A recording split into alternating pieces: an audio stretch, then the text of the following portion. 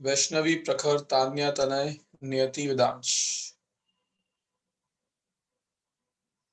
आपको भी videos on करने पड़ेंगे। प्रॉब्लम आ रही है तो 2 मिनट ले लो पूरा पूरा, उसके बाद नहीं। देख,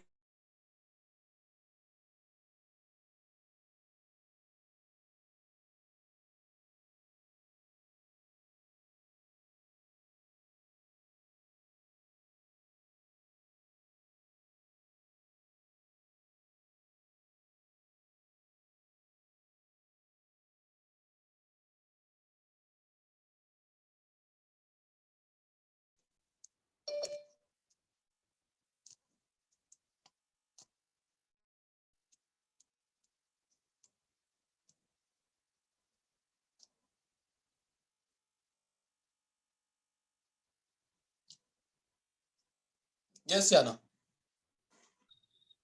Sir, I have a doubt in hydrostatic paradox. वो मैं क्लास के बाद ले लेता हूँ। Okay.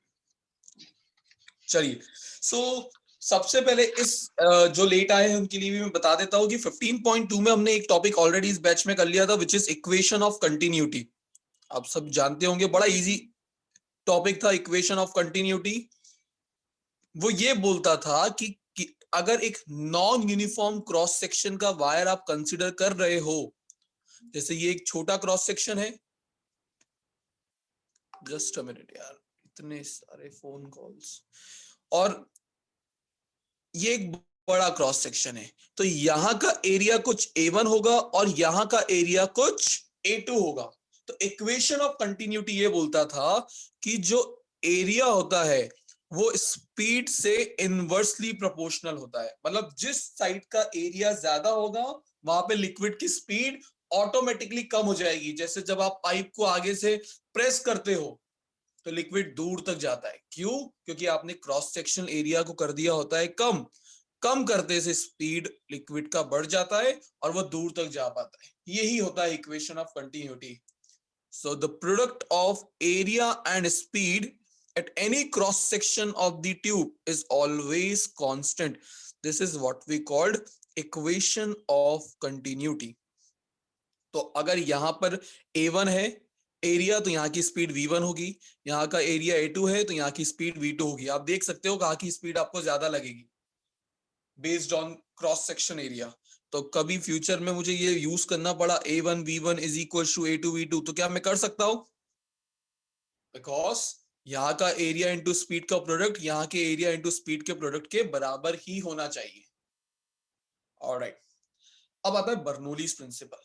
देखो, अगर आपका स्कूल में अच्छा पेपर बना तो ये क्वेश्चन आने की पॉसिबिलिटी इस चैप्टर में सबसे ज्यादा होती है। मतलब चांसेस बता रहा हूं मैं आपको।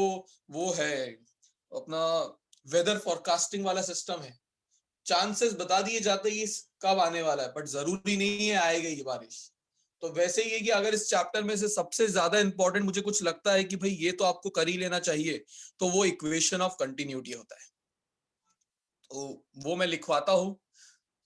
अगर आपने पहले मेरे साथ क्लास अटेंड किया था और लिखा हुआ है तो भी आपको वापस लिखना है, क्योंकि हम रिवीजन के लिए आए हैं और फर्स्ट टाइम वालों को तो लिखना ही है। सो बर्नौलीज प्रिंसिपल सबसे पहले बताता क्या था, वो लास्ट क्लास में भी मैंने डिस्कस किया था। जो पढ़ के आए उनको भी पता होगा। कुछ शेयर करना चाहोगे? क्या बताता था Bernoulli's principle? Just raise hand. Morning में थोड़ा बोलोगे तो यूं ही चल तो रहे नहीं, वैसे एक्सरसाइज हो जाएगी बोल बोल के थोड़ी बहुत। यस या ना? For streamlined flow of ideal fluid, the total energy, that is sum of potential, kinetic and pressure per unit volume, remains constant at every cross section throughout the liquid. And this principle is based on law of conservation of energy. Very good, very good. देखिए भाई, ये बात थी हमारी Bernoulli's principal में हमने की थी कि 3 टाइप की एनर्जीज होंगी। एक होगा प्रेशर एनर्जी, एक होगा काइनेटिक एनर्जी और एक होगा पोटेंशियल एनर्जी। इन तीनों एनर्जी का सम जब पर यूनिट वॉल्यूम करोगे आप किसी भी क्रॉस सेक्शन पे, दैट मींस इधर करो या इधर करो, ये सम पर यूनिट वॉल्यूम ऑलवेज कैसा रहा करेगा, कांस्टेंट। और ये प्रिंसिपल किस पर बेस्ड है, तो आपको लिख के रखना चाहिए नोट्स में, it is based on law of conservation of energy. लिख के रखिए इस वाले पार्ट को, law of conservation of energy. कभी भी एक मार्क में आ गया, आप तो आपको केस स्टडी क्वेश्चंस भी होते हैं। केस स्टडी क्वेश्चंस किसी के स्कूल में आया अभी तक पेपर में? 11th स्टैंडर्ड के जो पेपर दिए हैं, देखो मैंने आपके लिए जो पेपर डिजाइन किए हुए हैं उसमें तने बोल रहा है सर आए है डीपीएस में, तो आपको भी बाकियों को भी आ सकते हैं। क्यों? क्योंकि 11th के स्कूल वही पेपर पैटर्न फॉलो करते हैं जो 12th बोर्ड का होता है। तो गुजरात बोर्ड वालों को भी जनरली, अच्छा आप में से जितने गुजरात बोर्ड वालों को ये क्लैरिटी है कि हमको फाइनल पेपर किस पैटर्न का आने वाला है, अभी तक 50-50 मार्क्स के आई थिंक आपके एग्जाम्स हुए हैं, बट जनरल पैटर्न जो गुजरात बोर्ड का होता है 50 मार्क्स के एमसीक्यू और 50 की थ्योरी होती है। तो अगर ये क्लैरिटी आप मुझे लेके दे सको स्कूल से तो it would be really helpful. क्योंकि किसी स्कूल को, किसी पब्लिशर को ये नहीं पता स्कूल में क्या पढ़ेंगे। गुजरात बोर्ड सही में बंद ही कर देना चाहिए। तो क्लैरिटी नहीं है, तो अगर आपको स्कूल में आपके टीचर ने क्लैरिटी दिया है कि कितने मार्क्स का पेपर होगा, तो please share it with me. तो वैल्यू बेस्ड जो केस स्टडी क्वेश्चंस होते हैं, जो असर्शन रीजनिंग होते हैं, उसमें इस टाइप के आपको इंपॉर्टेंट हेल्प कर जाएंगे कि भाई बर्नौली प्रिंसिपल किस पर बेस्ड है, law of conservation of energy पर। अब मैंने यहाँ पर एक पाइप लिया है, देख सकते हो मेरी ड्राइंग खराब नहीं है, वो है ही नॉन यूनिफॉर्म क्रॉस सेक्शन का। इधर का एरिया ज्यादा है और इधर का एरिया क्रॉस सेक्शन एरिया कम है। दोनों क्रॉस सेक्शन एरिया की जो हाइट होगी वो ग्राउंड से कुछ अलग अलग होगी। तो यहां पर मैंने इस हाइट को मान लिया H1, इस हाइट को आपको मेरे साथ लिखना है। अगर आए हो कुछ, अगर फायदा करवा के खुद का जाना चाहते हो तो बनाओ, सुबह सुबह बैठ के प्रवचन सुनोगे तो नींद वाला वक्त है, कभी भी गिर सकते हो, लेफ्ट या राइट, आगे मत गिरना, दांत टूट जाएंगे। या मोबाइल लैपटॉप स्क्रीन वो भी जा सकती है। सो यहां पर अब मेरे कंसिडरेशंस क्या रहा करेंगे इसको लेकर, तो मैं बोलूंगा कि यहाँ का लेट से क्रॉस सेक्शन एरिया है A1, लेफ्ट साइड की बात कर रहा हूं। यहाँ की स्पीड कुछ होगी V1, यहाँ का प्रेशर कुछ होगा P1, यहाँ की डेंसिटी कुछ होगी ρ1। यहाँ पे अगर कुछ फोर्स लगा तो वो होगा F1। बहुत सारे 1-1 हो गए। सेम राइट हैंड साइड की बात करूं तो क्रॉस सेक्शन एरिया चेंज होके हो गया A2, वेलोसिटी चेंज होके हो गया V2, प्रेशर चेंज होके हो गया P2, डेंसिटी ρ2। देखो आपको मैंने पहले भी बता दिया था कि हम इस चैप्टर में आइडियल फ्लूइड की बात करेंगे, और अगर फ्लूइड आइडियल होता है तो डेंसिटी कांस्टेंट ही होती है। बट सिर्फ मैं जताने के लिए, दिखाने के लिए यहाँ पे ρ1 ρ2 लिख रहा हूं, जब जरूरत पड़ेगी उड़ा दूंगा। सो ये आपके कंसिडरेशन वाले पार्ट हो जाते हैं।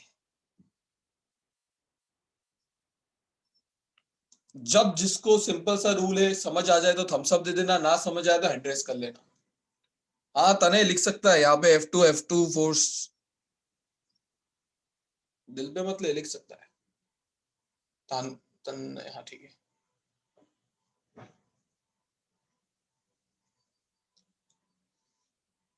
मुझे यश जो भी क्लैरिटी आपको मुझे व्हाट्सएप करना आप लोग, अभी तो मैं देख नहीं पाऊंगा। Yes Siddharth. Sir, can you explain why F is there? मतलब उसका कोई रोल? मैं डेरिवेशन का समझाया सिद्धार्थ मैंने अभी तक, धीरे धीरे आएगी ना पिक्चर तब बताऊंगा। That was my just consideration, मैंने लिखा है इस साइड अगर फोर्स लग रहा होगा लिक्विड पे तो वो होगा F1, और इस साइड जो लग रहा होगा वो होगा F2। Okay sir. चलिए, अब जब लिक्विड एंटर करता है तो डेफिनेटली अंदर जाके बैठ तो जाएगा नहीं, आगे भी ट्रैवल करना है उस लिक्विड को। तो बेटा म्यूट कर दे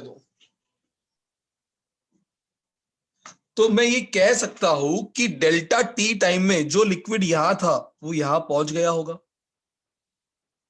तो उसने कुछ डिस्टेंस, कुछ लेंथ कवर की होगी L1, और एग्जैक्टली सेम टाइम में जो लिक्विड यहां पर था वो कुछ डिस्टेंस ट्रेवल करके आगे चला गया होगा, L2। तो भाई अगर मैं डेल्टा टी टाइम की बात कर रहा हूं यहां पर, तो कोई मुझे L1 का वैल्यू बता सकता है क्या? लेंथ कितना कवर किया in terms of speed and time? Distance और स्पीड टाइम का रिलेशन तो बचपन से पढ़ते आ रहे हो, तो L1 का वैल्यू क्या होगा? या शतांशी? V1 delta t. Very good भाई। लेंथ डिस्टेंस क्या होता है? Speed into time. तो इस क्रॉस सेक्शन की स्पीड v1 थी और टाइम कितना कंसीडर किया हमने? Delta t. Similarly L2 is equal to V2 delta t. Future में जरूरत पड़ी L1 L2 की तो मैं रख दूंगा V1 delta T V2 delta T. रख सकता हूं ना? रखूंगा ही। ओके,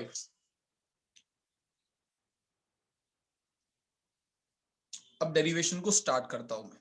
देखो आपको नोट्स का कितना पार्ट लिखना है, तो आपने नोट्स में जाके देखो, सबसे पहले आपको स्टेटमेंट क्लियर होना चाहिए। जैसा दिया है नोट्स में एक वर्ड नहीं खाओगे आप लोग, पूरा लिखना है। उसके बाद नीचे कंसीडर वाला पार्ट आता है प्रूफ में। वो कंसीडर वाले पार्ट में ऊपर का पूरा पैरा तो लिखना ही लिखना है।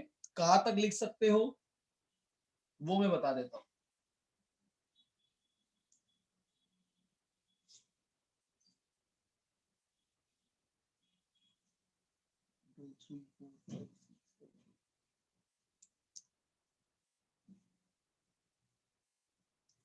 जो 10th और 11th लाइन है जहां पे वो खत्म हो रहा है सेंटेंस, वहां तक तो एज इट इज लिखना। उसके बाद जो मैं लिखवा रहा हूं वो लिखना। अब मैं उसको थोड़ा सॉर्ट कर देता हूं आपके लिए। Suppose V1 is the speed at B and V2 at D, then fluid initially at B has moved a distance V1 delta T। वो वहां तक वो पूरा सेंटेंस कंप्लीट कर देना। उसके बाद now according to law of conservation of energy, यहां पे लिखो according to conservation of energy, according to conservation of energy, net work done on fluid, लिखना है आपको, net work done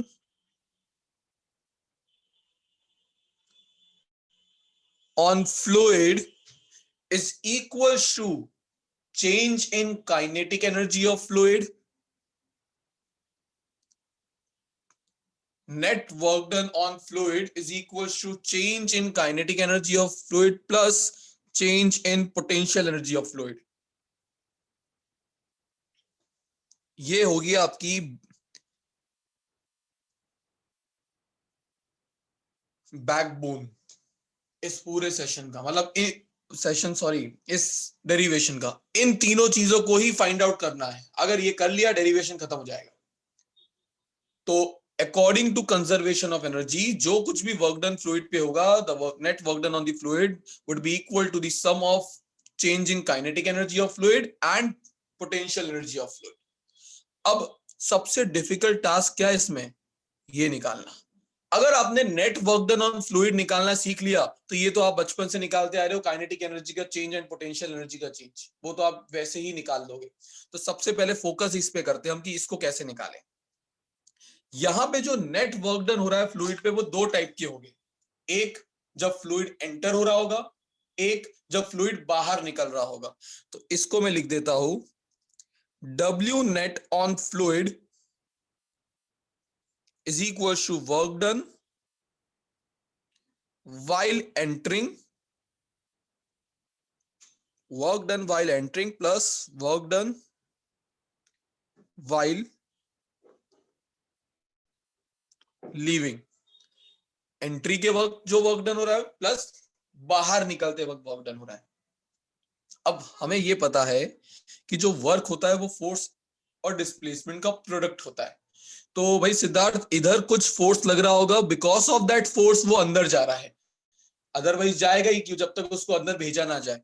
तो यहाँ पे जो फोर्स लगा वो है F1, और उस फोर्स लगने की वजह से उसने डेल्टा टी टाइम में कुछ डिस्प्लेसमेंट कवर किया L1। सिमिलरली यहाँ पे जो बाहर की तरफ फोर्स लग रहा होगा उस पे उस तरफ वो होगा F2, और डिस्प्लेसमेंट जो उसने कवर किया होगा L2। बट यहाँ वर्क डन दो टाइप के हैं। एक, पानी खुद से अंदर नहीं गया है, भेजा गया है, तो वो होता है work is done on the system, और निकला तो खुद से ही है, तो वो होता है work is done by the system. अब आपको पता है ऑन द सिस्टम पॉजिटिव है, तो बाय द सिस्टम आपको यहाँ पर नेगेटिव लेना पड़ेगा। तो इधर मैं नेगेटिव साइन लगा रहा हूं, पर ये नेगेटिव आप डेफिनेटली भूल जाओगे फ्यूचर में, जब एग्जाम के लिए पेज देखोगे कि ये साला ये नेगेटिव आया क्यों। तो समझदार इंटेलिजेंट स्टूडेंट क्या करते हैं, नेगेटिव साइन का मीनिंग साइड में लिख देते हैं। Work done by the system है, इसलिए वो नेगेटिव हो जाएगा। तो एक स्टेप मैंने जस्ट आपके लिए बढ़ा के लिखा है यहाँ पे, नहीं तो मैं डायरेक्ट भी लिख सकता था कि F1 L1 minus F2 L2, पर आप भूल जाते ये माइनस कैसे हो गया, ये क्या चल रहा है, जिंदगी अच्छी चल रही थी खराब कर दी सर आप। ओके, अब देखो फोर्स को मैं pressure, we know that pressure is force per unit area, at least I know that, बाकी भी आप संभाल लेना। ओके ओके, याना याना डराने का नहीं है। Pressure is force per unit area, तो force is pressure into area. तो यहां पे फोर्स को क्या लिख सकता हूं मैं, यहां का प्रेशर कितना था P1 और एरिया कितना था A1। तो देखो F के बन गए P1 A1, और L1 का वैल्यू क्या पता है हमें, ये जानते हैं हम L1 V1 डेल्टा T, यहां पे इस साइड में लिख रखा है। तो देखो चेन रिएक्शन हो गई, 2 टर्म के 4 टर्म बन गए, बट ये वाला टर्म भी भूल जाओगे। सो ऐसे कैसे 2 4 हो गए, तने थर्मोडायनेमिक्स के हिसाब से मत चलना इस चैप्टर में, ये वही नॉर्मल जो बेसिक पढ़ते हो आप केमिस्ट्री में वो वैसा ही है।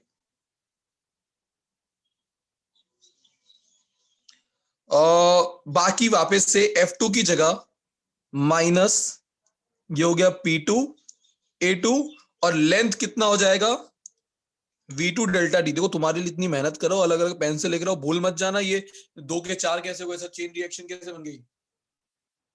F की जगह मैंने प्रेशर इनटू एरिया लिखा है, लेंथ की जगह वेलोसिटी इनटू टाइम लिखा है। ऑलराइट, अब आ जाओ वापस से मेरे ये पिंकी पार्ट पर।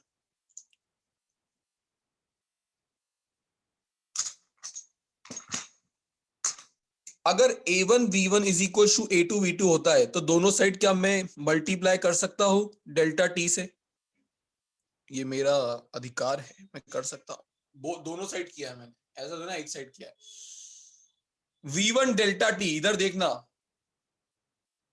ध्यान भटका दुर्घटना घटी जो भी बोलते हो आप, but V1 delta T, V1 delta T को L1 लिख रहा हूं, तो ये हो गया A1 L1, और ये हो गया A2 L2, V2 delta T को L2, और area into length, area into length क्या था, वॉल्यूम जो कवर हुआ है डेल्टा टी टाइम में, तो ये हो जाएगा V1, ये हो जाएगा V2। मतलब मीनिंग क्या निकला, डेल्टा टी टाइम में जो वॉल्यूम कवर हो रहा है, जितना वॉल्यूम एंटर किया उतना ही वॉल्यूम बाहर निकलेगा, वही तो हमारे आइडियल लिक्विड की प्रॉपर्टी थी। तो मैं इसको V ही लिख सकता हूँ, V1 का वैल्यू V2 के बराबर ही है, मतलब V कंसिडर कर सकते हैं, ये डेरिवेशन का पार्ट है। तो यहां से मुझे पता लग गया V1 V2 को V लिख सकते हैं, और ये किसकी जगह पर आया, A1 V1 डेल्टा टी की जगह। देखो A1 V1 delta t is equal to A2 V2 delta t, उसी को सॉल्व करके V आ रहा है, समझ आया ये। ओके, मैं वापस से बता रहा हूं, यहां पे लिखोगे आप from equation of continuity A1 V1 is equal to A2 V2, ये तो क्लियर है। If I multiply both side by delta t, तो इक्वेशन कुछ ऐसा दिखने लग जाएगा। अब इसको मैं फर्दर सॉल्व करता हूं, इसके बीच में इक्वल्स टू का साइन है, हाँ मतलब ये पूरा वैल्यू इस वैल्यू के बराबर आएगा, ये पूरा प्रोडक्ट इस प्रोडक्ट के बराबर ही आएगा। तो V1 डेल्टा टी को मैंने रिप्लेस कर दिया लेंथ से, V2 डेल्टा टी को भी रिप्लेस कर दिया दूसरी साइड की लेंथ से, और एरिया इंटू लेंथ को रिप्लेस कर दिया वॉल्यूम से। इधर का वॉल्यूम कुछ V1 अंदर गया, इधर का वॉल्यूम कुछ V2 बाहर आया, बट दोनों बराबर ही है, V1 is equal to V2 because liquid is incompressible. याद करो आइडियल फ्लूइड की प्रॉपर्टी होती है, वो मैंने हेरा फेरी वाला एग्जांपल दिया था, अगर लिखी हो बाय चांस, वो एक साइड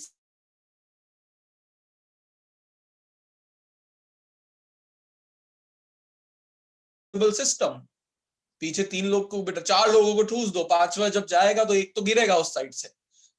तो मैं बोल रहा हूं कि जब मैं A1 V1 डेल्टा टी को सॉल्व करता हूं तो V1 आता है, A2 V2 डेल्टा टी को सॉल्व करता हूं तो V2 आता है, और दोनों बराबर ही है, तो क्या मैं दोनों की जगह V ही लिख सकता हूं? तो अब उससे मेरी लाइफ कैसे इजी बन गई? P1 as it is, but क्या ये पूरा टर्म V बन गया? A1 V1 delta t minus P2 as it is, और ये पूरा बचा हुआ टर्म ये भी V बन गया। तो यहां से ये सॉल्व करके क्या आ गया? P1 माइनस P2 ब्रैकेट में V। बस इस डेरिवेशन का सबसे डिफिकल्ट पार्ट है जो खत्म हो चुका है। अब डिफिकल्ट लगा ना हो वो अलग बात है, बट मैं बता रहा हूं कि डिफिकल्ट यही है बस। This is net work done on fluid. Equation number 2 नाम दे दो आप इसे। अब नाउ अगर मुझे डेल्टा के फ्लूइड निकालना है, काइनेटिक एनर्जी, तो भाई चेंज इन काइनेटिक एनर्जी कैसे निकाली जाती है? Final kinetic energy minus initial kinetic energy, वैसे चेंज निकालते। तो मैंने बोला था इसमें कोई पहाड़ नहीं तोड़ने वाले हम लोग, इजी सा है। के एफ माइनस के आई, के एफ का वैल्यू क्या हो जाएगा? Half m v two square, क्योंकि फाइनल वेलोसिटी V2 है, minus half m V1 square. ये खत्म, ये वाला टर्म भी आ गया, ये भी आ गया। इक्वेशन नंबर ये 3 हो गया। पोटेंशियल एनर्जी निकाल सकते हो, ग्रेविटेशनल पोटेंशियल एनर्जी। यहां पे डेल्टा यू अगर मैं फ्लूइड का निकालूं तो इस साइड हाइट क्या थी? h1, तो ये हो गया m g final h2 minus m g h1। बोलो इजी है ना?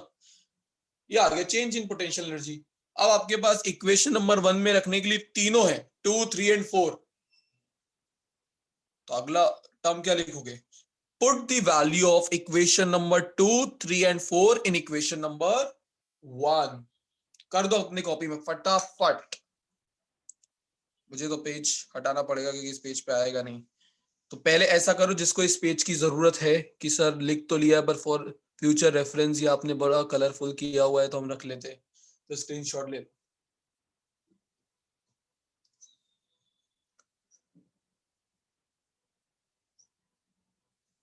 ये वाला पार्ट में एरो कर दे, तो यहां से आया है, नहीं तो पता लगा फिर भूल जाओगे।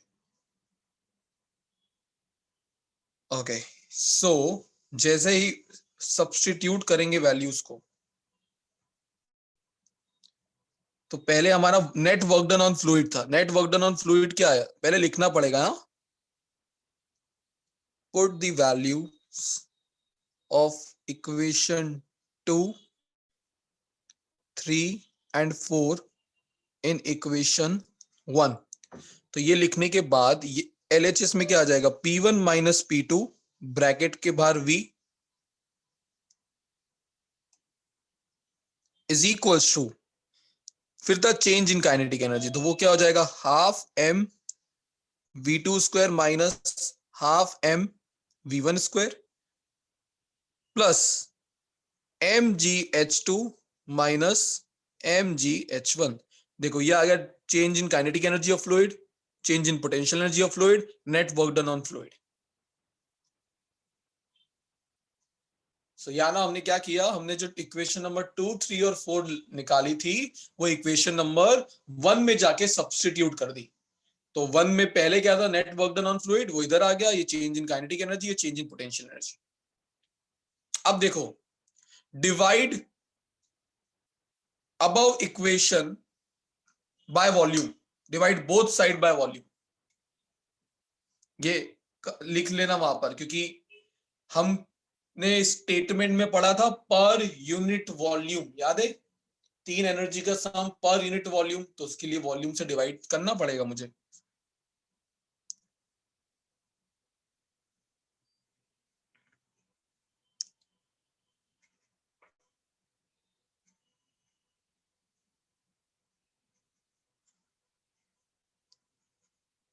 Divide both side by volume. जब करोगे तो क्या दिखेगा भाई, यहाँ पे वॉल्यूम था, वो वॉल्यूम वॉल्यूम कैंसिल आउट, तो यहाँ पे क्या बचा, P1 माइनस P2। यहां पर हाफ, देखो मास बाय वॉल्यूम क्या होता है, डेंसिटी। तो जैसे ही मैं हर टर्म को मल्टीप्लाई करूं, डिवाइड करूंगा वॉल्यूम से, तो हर बार mass by volume, mass by volume, mass by volume, mass by volume, density बन जाएगा। तो ये क्या बनेगा, half rho V2 square minus half rho V1 square plus rho GH2 minus rho GH1।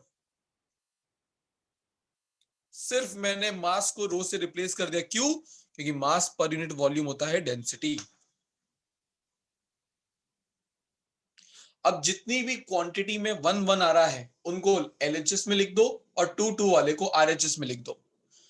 तो P1 plus half rho V1 square plus rho GH1, देखो ये भाई माइनस वाली टर्म थी, ये भी माइनस वाली टर्म थी, LHS में जाएगी तो प्लस बन जाएगी, is equals to P2 plus half rho V2 square plus rho GH2।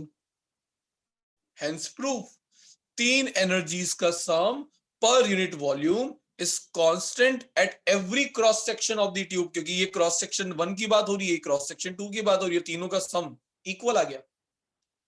तो this is what, pressure energy पर unit volume, this is kinetic energy पर unit volume, this is potential energy पर unit volume का सम is constant.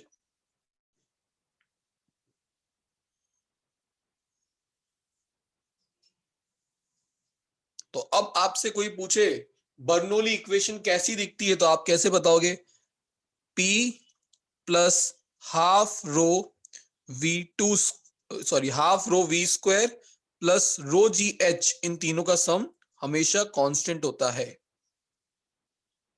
दो cross section की बात की थी तो उधर 1 और 2 के टर्म्स में आया, इन जनरल आप इसको ऐसे देखा करोगे।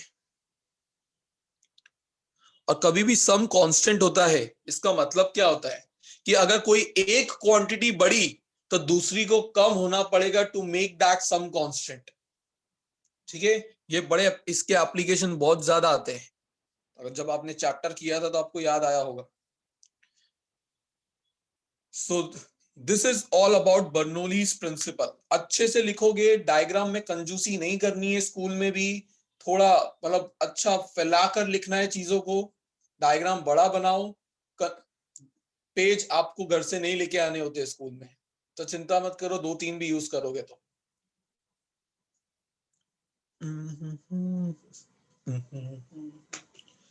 तो this is all about session 10.2। अब मैं चल रहा हूं उसके एप्लीकेशंस पे, which is 10.3। 10.3 is all about Bernoulli's application, पूरे एप्लीकेशंस ही है। तो वहां पर एप्लीकेशन के नाम पे 2 डेरिवेशन और ठोक दिए जाते हैं, करो जाओ।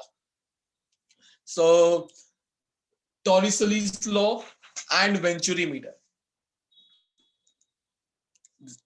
अगर कंसेप्ट समझ लोगे ना तो एक्चुअली डिफिकल्ट नहीं, सिर्फ आपको मैथ्स मैथमेटिकल इटरेशन करना है। जैसे ये स्टेप के बाद ये क्या हो रही है, हर स्टेप आगे वाली स्टेप के लिए आपको लीड कर रही है। अब अगर आपने 2 बार कर लिया इसको लिख के, तो अगर आपको फ्यूचर में ही याद आ जाएगा कि यार ये पहले कुछ ऐसा किया था, इसके बाद ये आया था, इसके बाद ये आया था, इसके बाद ये आया था। पर प्रैक्टिस तो करनी पड़ेगी, बिना प्रैक्टिस कुछ नहीं हो सकता।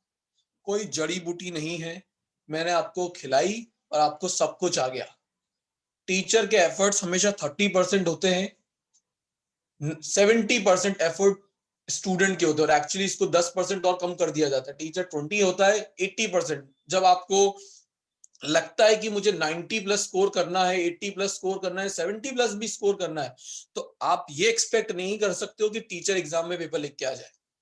टीचर का काम था आपको सब्जेक्ट समझाना, डायरेक्शन देना, जरूरत पड़ने पर कॉल पे बात कर लेना, डाउट सॉल्व करवा देना, रिसोर्सेज प्रोवाइड करवा देना। This is all resources, notes है आपके पास, गूगल क्लासरूम पे बहुत सारी चीजें हैं, डिलीटेड सिलेबस स्कूल वाइज भेज दिया, मतलब नोट्स वाइज भी भेज दिया मैंने, सब कुछ रिसोर्सेज मैंने अवेलेबल करवा दिए। डाउट्स के लिए आप इंस्टीट्यूट आ सकते हो टाइम लेकर, इसके बाद भी अगर नंबर नहीं आता है तो एक्चुअली आपने अपनी पढ़ाई की ओनरशिप नहीं ले रखी है। आपको लगता है आप टीचर या पेरेंट्स के लिए कर रहे हो, which is very very wrong. पढ़ाई आपका पार्ट होता है तो ओनरशिप लेना सीखो अपनी चीज की। फ्यूचर में अपने काम दूसरों पे नहीं डोल सकते। पेरेंट्स का काम था, अच्छा फैसिलिटी उन्होंने सब रिसोर्सेज प्रोवाइड कर दी घर पे जो करवा सकते थे। अब आपको रिटर्न में देना चाहिए उन्हें रिजल्ट। रिजल्ट हमेशा 90% अच्छा हो वो जरूरी नहीं है। अब अपने पुराने रिजल्ट्स को देखो, क्या मैं पहले 50% ही ला रहा था, क्या 65 हुआ, क्या 70 हुआ, दैट इज ग्रोथ। 65-70 ला रहा था तो 75-80 हुआ। ये ऐसे होता है, हर बार 90 एक साथ नहीं आएगा, आपको स्टेप बाय स्टेप आगे जाना पड़ेगा। चलिए, सो 10.3 सेशन, इस पेज का किसी को कुछ स्क्रीनशॉट समथिंग लेना हो तो लेके रख लो। ऑलराइट,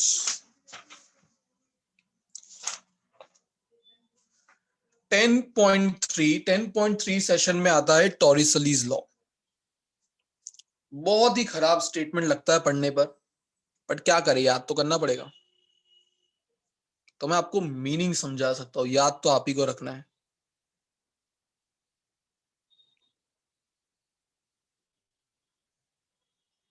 मुझे तो स्पेलिंग भी याद नहीं होती है इसकी, पर मेरे को 11th में याद थी, तो मतलब वहां मुझे नंबर मिल गए थे। आज अभी तुम्हें याद रखनी है, अभी मेरा काम तो जा चुका है याद रखने का।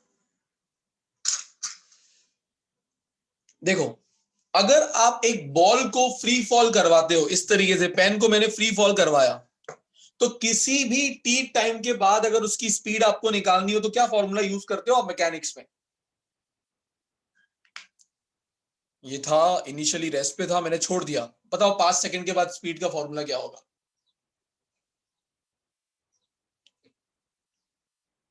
ये तो बताना पड़ेगा यार। ये बॉल थी, थोड़ी देर में यहां पर आ गई, इनिशियल वेलोसिटी 0 थी, टी टाइम ट्रेवल किया, तो यहाँ पे फाइनल स्पीड क्या होगी उसकी? यस हितांशी, अरे बहुत इजी क्वेश्चन पूछा है मैंने, 3 इक्वेशंस ऑफ मोशन ही लगानी है इसे। √2gh। Yes, √2gh। बोल तो नहीं पड़ा सर, जिंदगी में देखा ही नहीं ऐसा फॉर्मूला था हमने। जिसको नहीं पता लगा उसको बता देता हूं, ऐसा कुछ होता है, v² - u² = 2as, जिसको आप थर्ड इक्वेशन ऑफ मोशन बोला करते हो।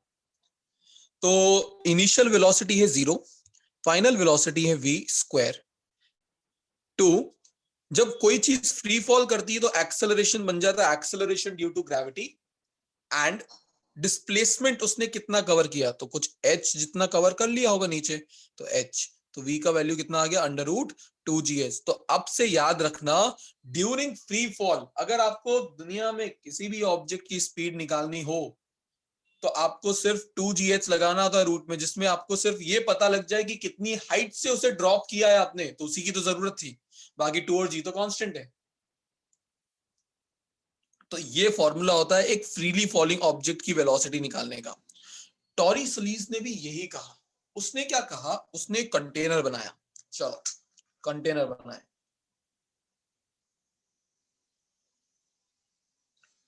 और उस कंटेनर में फिल कर दिया पानी, कोई सा लिक्विड होगा, अभी हम वाटर ही कंसीडर करके चलेंगे।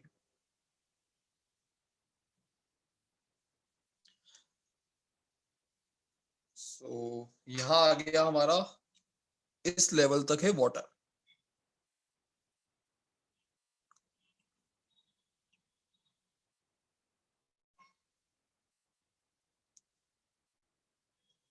अब देखो, अगर इस कंटेनर में आपने एक छोटू सा होल कर दिया जिसको ऑरिफिस बोला जाता है, अगर वो होल आपने कर दिया तो डेफिनेटली पानी बाहर आने लगेगा। बट ये होल बहुत छोटू है, बहुत स्मॉल, तो जब पानी यहां से बाहर आएगा तो उसकी कुछ तो स्पीड होगी ना, कुछ। तो मान लेते हैं उस पानी की स्पीड यहां पे क्या है, v1, इसको मैंने 0.1 मान लिया और इसको मैं 0.2 मान रहा हूं। तो एट 0.1 लिक्विड की स्पीड कितनी है, v1। टॉरिसलीज ने क्या कहा कि अगर आप एग्जैक्टली इस हाइट से, जिस हाइट पर लिक्विड ऊपर है, अगर एक बॉल को ड्रॉप करो तो इस h हाइट को कवर करने के बाद इस बॉल की कुछ तो स्पीड होगी, कुछ वो स्पीड और यहां से निकलने वाले लिक्विड की स्पीड सेम होगी, ये टॉरिसलीज ने कहा। अगेन रिपीट, जब आप इसको सपोज करो ये जो ऑरिफिस है होल, इसका डिस्टेंस फ्रॉम द ग्राउंड है y1 और ये जो लिक्विड ऊपर तक फिल है इसका डिस्टेंस फ्रॉम द ग्राउंड है y2, तो ये y2 माइनस y1 क्या हो जाएगा, मान रहे हैं हम h। तो अगर h हाइट से एक बॉल को ड्रॉप किया जाए, ये h हाइट किसकी होगी, इस ऑरिफिस की। ये वो होल है जिसका टॉप से हाइट कितना है यहाँ पे h, और बोल सकते हो डेप्थ कितना है h। तो अगर इस पर्टिकुलर हाइट से एक ऑब्जेक्ट को, एक बॉल को ड्रॉप करवाया जाए तो h हाइट को कवर करने के बाद कुछ तो स्पीड निकल के आएगी इस फॉर्मूले से, दैट स्पीड और यहां से निकलने वाले लिक्विड की स्पीड सेम होगी, ऐसा टॉरिसलीज ने कहा अपने स्टेटमेंट में, और वही हमें करना है प्रूफ। वीडियोस ऑन होने चाहिए, ऑफ नहीं है। नियति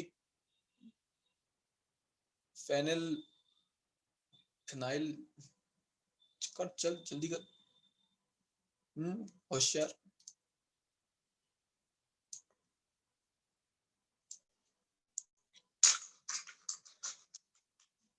करे स्टार्ट। चलो देखो, अब कभी आपके घर पे आपने ये ऑब्जर्व किया है कि किसी टैंक में छोटू सा होल है? तने बताता हूं, बाय चांस कभी ऑब्जर्व करो एक बहुत बड़ा टैंक अगर टेरेस पे लगा हुआ है और उसमें एक छोटू सा होल है, बहुत छोटू सा होल, तो उससे जो पानी बाहर आ रहा है उसकी वजह से क्या लिक्विड का लेवल एकदम से ड्रॉप हो जाता है? नो, एकदम से ड्रॉप थोड़ी ना होगा, बहुत थोड़ा थोड़ा पानी बाहर आ रहा है। तो मैं ये बोल सकता हूं ना कि ऑलमोस्ट इसके नीचे आने का जो वेलोसिटी होगा लिक्विड का वो नेग्लिजिबल होगा, अगर एक छोटू सा इतना सा होल आपने एक बड़े से कंटेनर में किया हुआ है। तो यहां का जो वेलोसिटी v2 होगा वो मैं अप्रोक्सीमेटली क्या मान सकता हूं, 0, कि अगर मैं 5 मिनट के लिए ऑब्जर्व कर रहा हूं चीजों को, तो यहां से जो लिक्विड बाहर आ रहा है उसकी वजह से इसका फॉल, नीचे आने का स्पीड नेग्लिजिबल होगा, कंटेनर इतना बड़ा है। तो यहां पे मैं इक्वेशन ऑफ कंटिन्यूटी अगर लगाता तो आप खुद इक्वेशन ऑफ कंटिन्यूटी से भी ये चीज समझ सकते हो। यहाँ का क्रॉस सेक्शन एरिया बहुत बड़ा है as compare to this hole, तो यहाँ का क्रॉस सेक्शन एरिया मैंने मान लिया A2, वेलोसिटी थी v2, यहाँ का क्रॉस सेक्शन एरिया यहाँ का कितना है A1 और वेलोसिटी क्या है v1।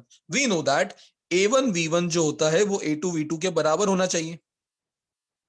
अब यहां से आपको ये तो दिख रहा होगा कि v1 का वैल्यू, या ऐसा बोल सकता हूं A2 का value is much much greater than A1, दिख रहा है? ऊपर का जो क्रॉस सेक्शन है, ये आपका बड़ा सा कंटेनर है, उसका क्रॉस सेक्शन इस होल के कंपैरिजन में तो बहुत ज्यादा होगा। अगर A2 बहुत बड़ा है तो इस प्रोडक्ट को कांस्टेंट करने के लिए V2 को बहुत छोटा होना पड़ेगा। अब V2 है इतना छोटा तो मैंने बोला V2 is nearly equal to 0। क्या गलत बोला? इस वेलोसिटी के कंपैरिजन में तो V2 ऑलमोस्ट नेग्लिजिबल होगा। किसी को इस वाले में डाउट है तो आप मुझसे पूछो ये वाले पार्ट में मैंने क्या बोला। मैंने सिर्फ कहा कि इक्वेशन ऑफ कंटिन्यूटी बोलता है कि किसी भी क्रॉस सेक्शन में दो चीजों का प्रोडक्ट ऑलवेज कांस्टेंट होगा। कौन सी दो physical quantities? Area and speed. अगर एरिया बहुत बड़ा हो तो वहां की स्पीड बहुत कम होती है। यहाँ का एरिया बहुत बड़ा था तो यहाँ के वाटर की स्पीड बहुत कम होगी नीचे आने की, क्योंकि हम इससे कंपेयर कर रहे हैं। क्लियर है? चल सकते हैं आगे? आगे ओके गुड। अब देखो, जब कभी भी आप एप्लीकेशन करते हो बर्नौलीज का तो स्टार्ट हमेशा बर्नौली से ही होगा। मतलब जो दो पॉइंट आप कंसीडर कर रहे हो वहां पे लगानी क्या रहेगी आपको? बर्नौलीज की इक्वेशन। और वो क्या थी? P प्लस हाफ रो V स्क्वायर प्लस रो GH का सम कांस्टेंट। अगर फर्स्ट पॉइंट पे लगाओगे तो सब में 1 1 आ जाएगा, सेकंड पॉइंट पे लगाओगे तो सब में 2 2 आ जाएगा। 2 2 आ गई।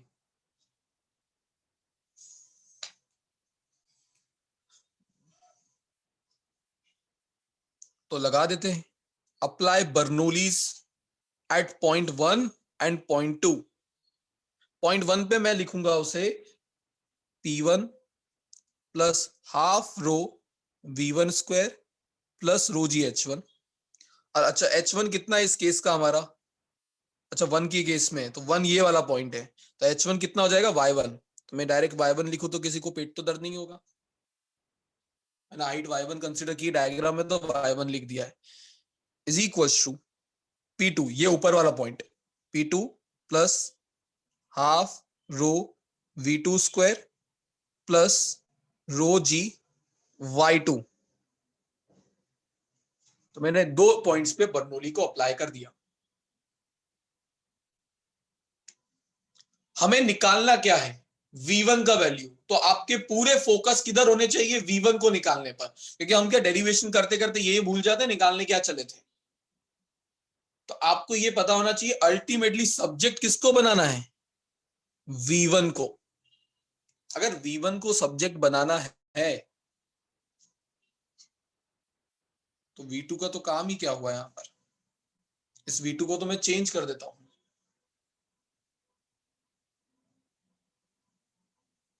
जस्ट अ सेकेंड, हाँ जस्ट अ सेकेंड।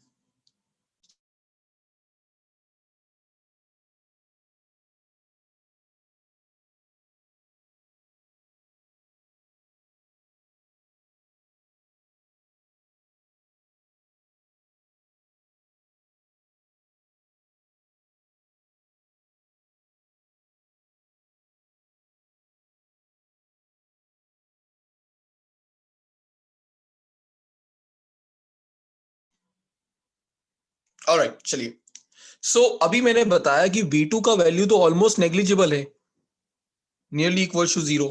तो मैं इस पूरे टर्म को उड़ा देता हूं ये बोलकर, ये वाला पार्ट एक्सप्लेन करके। तो यहां पर बचेगा क्या, P1 plus half rho V1 square plus रो G Y1 और RHS में P2 प्लस रो G Y2। क्लियर है यहां तक, ठीक है। अब सब्जेक्ट अगर वेलोसिटी को बनाना है तो इसको छोड़ देता हूं इधर ही, अकेला रहो अकेले तुम, और बाकी सबको भेज दिया जाएगा राइट साइड पर। तो यहां पे क्या हो जाएगा, P2 माइनस P1, ये P1 उधर चला गया तो P2 माइनस P1, और यहां पर प्लस रो जी कॉमन निकाल लू तो ब्रैकेट में बचेगा Y2 माइनस Y1। बोलो ये स्टेप समझ आया। मैंने जो टर्म्स में अंडरलाइन कर रहा हूं उन्हें मैंने RHS में भेज दिया। तो P2 ऑलरेडी वेट यहां था, पर ये जब इधर जाएगा तो माइनस हो जाएगा, तो P2 माइनस P1 प्लस रोजी Y2 यहां पे था, बट जब ये जाएगा तो रोजी Y1 माइनस में आएगा, तो रोजी कॉमन निकाल लिया Y2 minus Y1। Is that clear, okay. यहां पे जो लिक्विड बाहर आ रहा है वो तो डायरेक्टली एटमॉस्फेयर के कांटेक्ट में है, तो एक्चुअली जो प्रेशर P1 में कंसीडर कर रहा हूं that P1 is nothing but PA, atmospheric pressure. और अगर P1 को PA ले लेता हूं तो फिर P2 को P ही कंसीडर कर लेता हूं, उसको क्यों P2 लिखूं। P2 को P2 लिखने की जरूरत तो तब पड़ी थी क्योंकि मैंने यहां पे P1 बोला था, पर अगर P1 का वैल्यू ही PA है तो P2 क्या हो जाएगा P। उसको मैं यहां पे रिप्लेस कर, अच्छा इधर मैं लिख ही लेता हूं, since P1 is equal to PA तो P2 is equal to P consider करके अगर ये इक्वेशन बना दूं वापस तो ये हो जाएगा हाफ रो V1 स्क्वायर, ये हो जाएगा P2 की जगह P माइनस PA प्लस रो G। अच्छा Y2 माइनस Y1 क्या है, फेनिल। Y2 माइनस Y1 क्या है,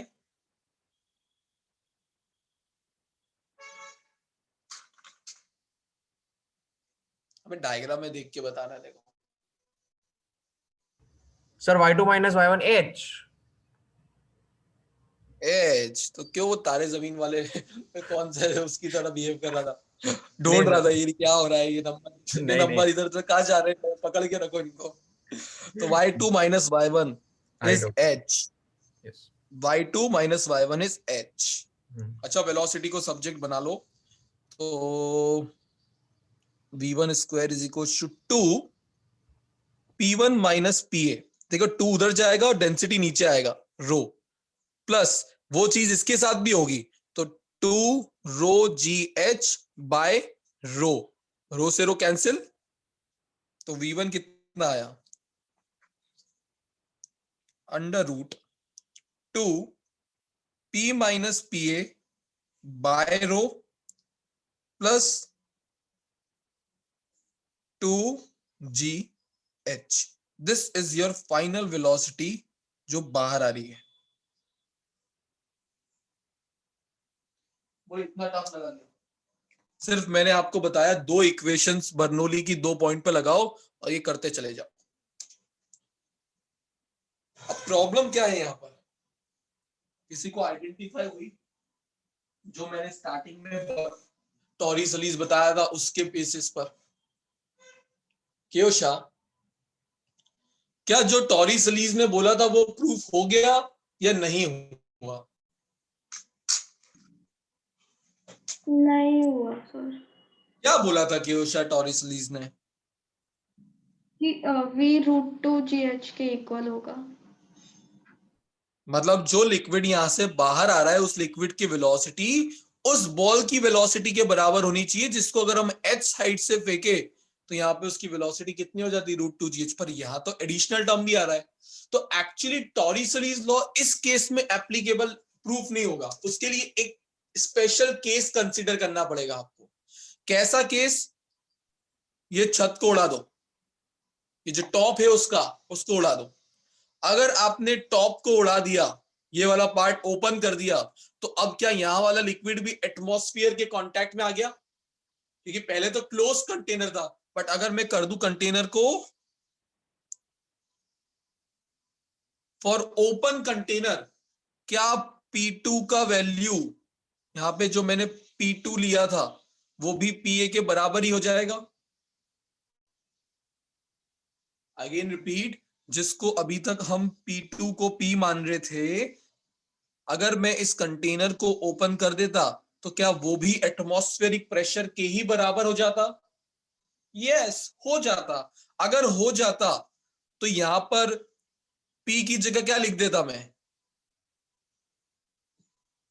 PA। PA माइनस PA कितना हो गया, 0। तो सिर्फ V1 का वैल्यू उस केस में क्या आया, √2gh। हेंस प्रूफ कि ओपन कंटेनर के लिए टॉरिसलीज बाबा जो बोलते हैं वो वैलिड है, पर क्लोज कंटेनर के लिए इट इज नॉट वैलिड। और इस स्पीड का एक खास नाम होता है, स्पीड ऑफ एफ्लक्स। कभी कभी क्वेश्चन में यही आ जाता है, derive the expression of speed of efflux. तो ये एफ्लक्स डिराइव करना पड़ेगा आपको, तो यही करना होता है इसमें। लास्ट में देखो बोल्ड लेटर्स में लिया होगा।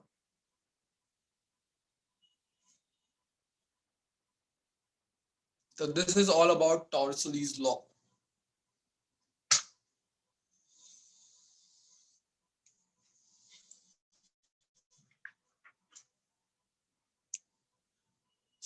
Yes, Tanay. सर अगर P1 पे जो ये A1 वाला पॉइंट है उधर अगर बहुत हाई स्पीड पे बाहर आएगा तो प्रेशर उसका PA से ज्यादा नहीं होगा एटमॉस्फेरिक? नहीं, जैसे ही कोई भी चीज एटमॉस्फेयर के कांटेक्ट में आती है, हाँ वो एटमॉस्फेयर, क्योंकि यहाँ पर एक्चुअली बहुत ज्यादा, तो हल्का सा जब होल करेगा तो ये कोई इतना दूर नहीं जा रहा होगा, यहां से निकल के वहां पहुंच जाएगा, वो थोड़ा थोड़ा ही गिर रहा होगा बाहर इस तरीके से। तो जैसे ही वो आता है एटमॉस्फेयर उस पे ओवरकम कर लेता है, मतलब एटमॉस्फेयर का ही मेजर जो प्रेशर उस पे लग रहा होता है वो एटमॉस्फेरिक प्रेशर ही होगा। Okay sir. थोड़ा बहुत चेंज आ सकता है, डेफिनेटली जो तू बोल रहा है वो आ सकता है, बट ऐसी चीजों को हम आइडियल सिनेरियो में कंसिडर नहीं किया करते हैं। Okay sir. यस याना?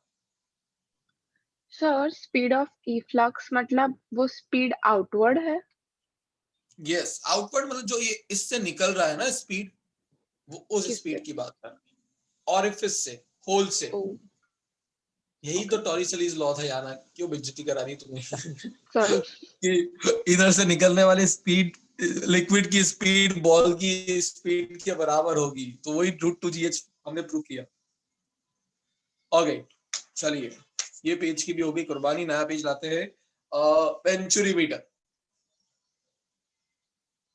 वेंचुरी मीटर, जब भी वर्ड मीटर आता है तो दिमाग में क्या आता है?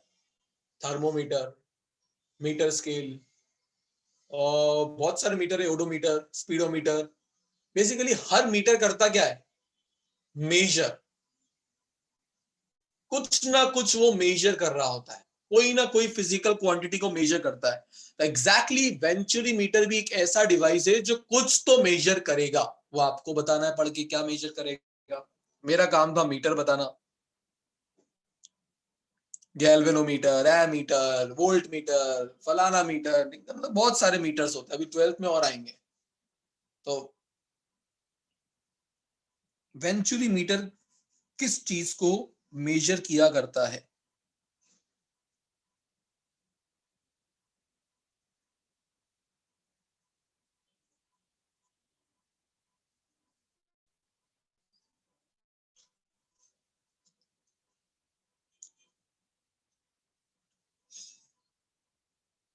इजी है, पढ़ के पता लग ही जाएगा।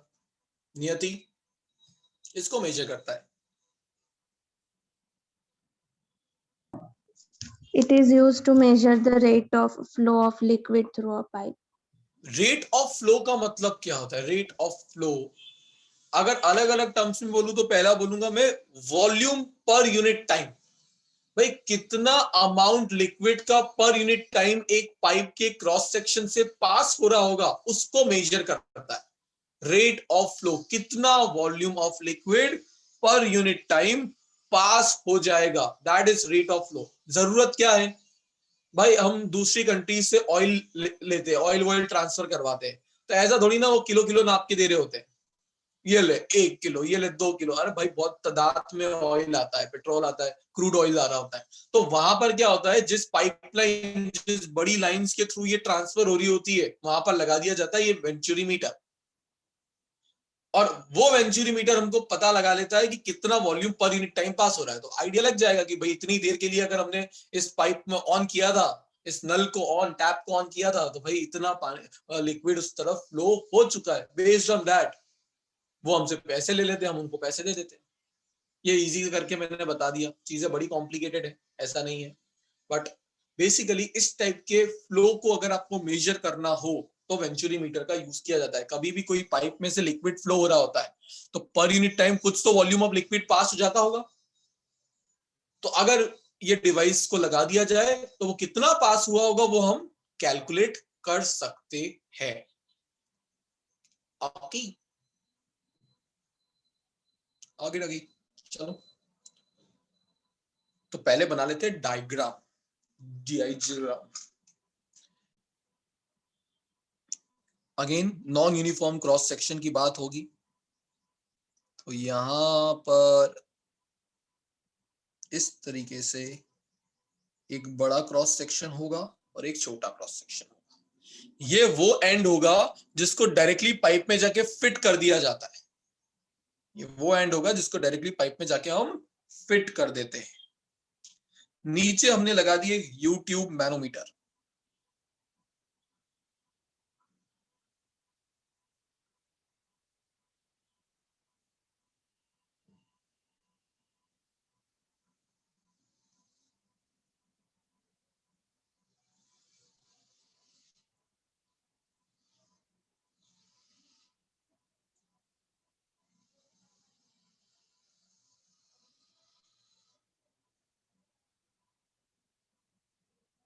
और यहां से कुछ लिक्विड फ्लो होगा जिसको हमें मेजर, मतलब जिसके फ्लो रेट को हमें मेजर करना है। तो ये उसकी स्ट्रीम लाइंस बना दी।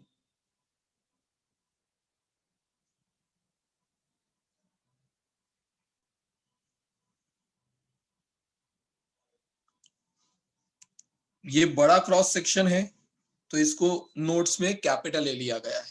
ये छोटू क्रॉस सेक्शन है तो इसको स्मॉल ए लिया गया है। सेम नोट जैसा ही बताऊंगा कि कंफ्यूजन ना हो। चलो अब आपका टेस्ट करते हैं equation of Vedansh. Yes sir. Vedansh कौन सा क्रॉस सेक्शन बड़ा दिखता है, लेफ्ट और राइट? लेफ्ट। ऑब्वियसली बात है, देख के पता लग रहा है सब बड़ा है क्रॉस सेक्शन ये वाला। तो based on equation of continuity car की स्पीड कम होगी, लेफ्ट की स्पीड कम होगी। कम होना चाहिए। यहाँ पे लिक्विड का स्पीड कम होना चाहिए, यहाँ पे वही स्पीड बढ़ जाएगा। अब देखो यहाँ पे अगर स्पीड कम है, मैं आपको एक चीज बताता हूं जो मैंने अभी थोड़ी देर पहले आपको बताई थी।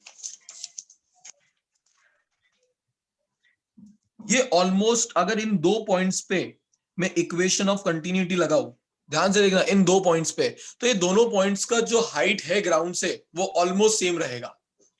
Yes sir. अगर ये हाइट सेम है तो मैं बोल सकता हूं ना कि ये वाला जो पोर्शन है वो कैंसिल आउट हो जाएगा दोनों पॉइंट पे। यस। 95% हमारे जो न्यूमेरिकल्स होंगे एप्लीकेशन बेस्ड होंगे उसमें ये रो जीएच वाले टर्म कट जाया करेंगे।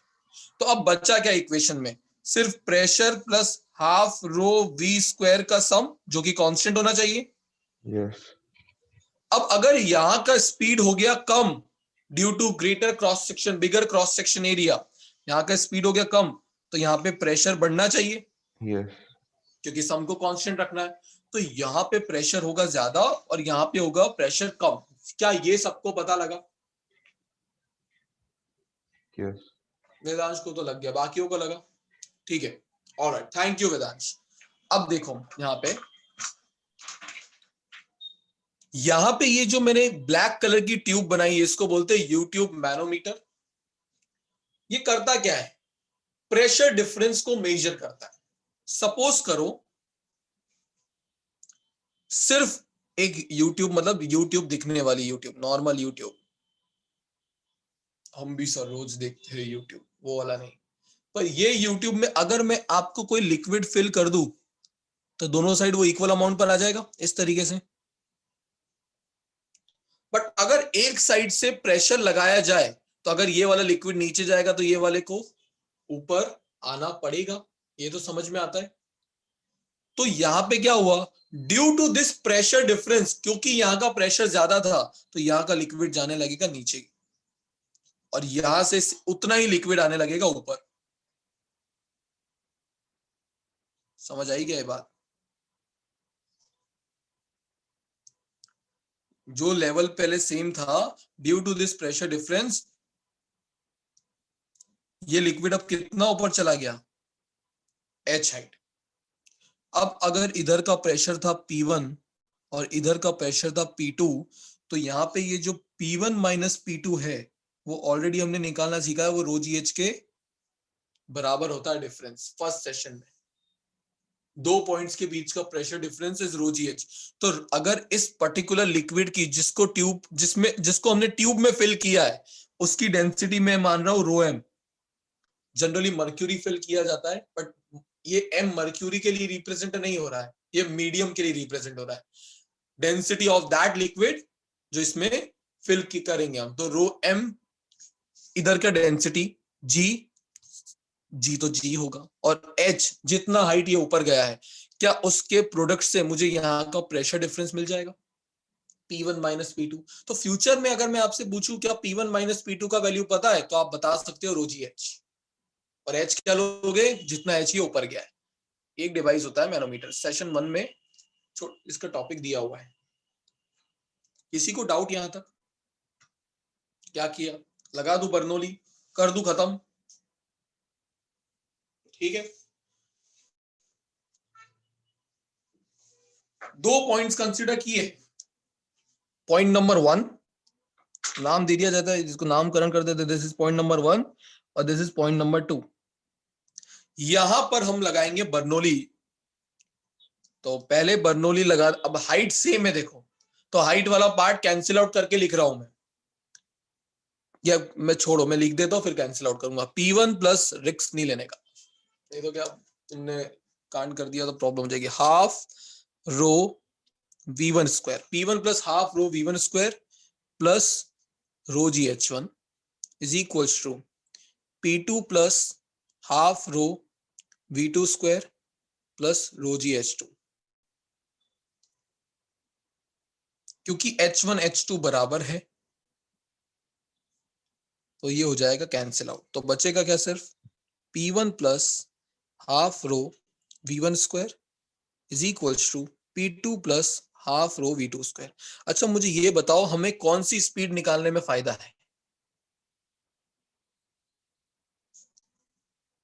हम कौन सी स्पीड फाइंड, वेंचुरीमीटर का काम था रेट ऑफ फ्लो को मेजर करना। रेट ऑफ फ्लो को मेजर करना है तो आपको स्पीड पता होनी जरूरी है लिक्विड की। तो लिक्विड जहां से एंट्री ले रहा होगा हमको तो वो स्पीड चाहिए ना, यस या ना? सर हम 2 वाली स्पीड नहीं फाइंड करेंगे, V2? नहीं, देख मैंने बोला एक पाइप है जिसमें से पानी या लिक्विड या ऑयल कुछ भी फ्लो हो रहा है, तुझे इसका सबसे पहले स्पीड मेजर करना है, तो तूने इसको आके यहां फिट कर दिया, तेरे वेंचुरीमीटर को डिवाइस था उठाया और यहां फिट कर दिया। अब ये वाला स्पीड थोड़ी ना एक्चुअल स्पीड था, ये तो स्पीड क्रॉस सेक्शन कम होने की वजह से बढ़ गया होगा, बट हमको तो इस स्पीड से लेना देना है ना जो स्पीड से इस पाइप में फ्लो हो रहा होगा, और वो स्पीड इस एंड की होगी ना कि इस एंड की। पर सर अगर हम V2 मेजर करें तो स्पीड ज्यादा आएगी। अरे ज्यादा आएगी पर लिक्विड क्या उस स्पीड से आ रहा है? नहीं, वो तो बन गई है ज्यादा। लिक्विड जिस स्पीड से आ रहा था वो मेजर करनी है, बढ़ाकर मेजर नहीं करनी है। ओके। डिफरेंस समझ, यहां से किसी ने लिक्विड ऑलरेडी एक बड़ी सी पाइपलाइन है वहां से लिक्विड आ रहा है तो उस लिक्विड की कुछ स्पीड होगी, हमको वो मेजर करनी है, और वो कहां मिलेगी? इस एंड पे ना कि इस एंड पे। ठीक है, तो हम करेंगे V1 मेजर, बट अगर V1 निकालेंगे तो V2 का तो कोई काम ही नहीं मेरे पास, तो मैं V2 का यहाँ पे करूँ क्या? जीरो तो बना नहीं सकता पहले की तरह, वहां जीरो हो रहा था, यहाँ थोड़ी ना जीरो हो रहा होगा। तो हम क्या करेंगे, वापस से इक्वेशन ऑफ कंटिन्यूटी का यूज करेंगे। फ्रॉम इक्वेशन ऑफ कंटिन्यूटी मैं बोल सकता हूं कि भाई A1 यहाँ का स्पीड क्या था, क्या एरिया क्या था A, और यहाँ की स्पीड थी V1, A into V1 is equal to small a V2, ऐसा लिख सकता हूं। तो V2 क्या बना यहां से subject, capital A by small a into V1, मतलब मैं V2 का वैल्यू लेके आ गया in terms of V1 so that V2 चला ही जाए मेरे इक्वेशन से।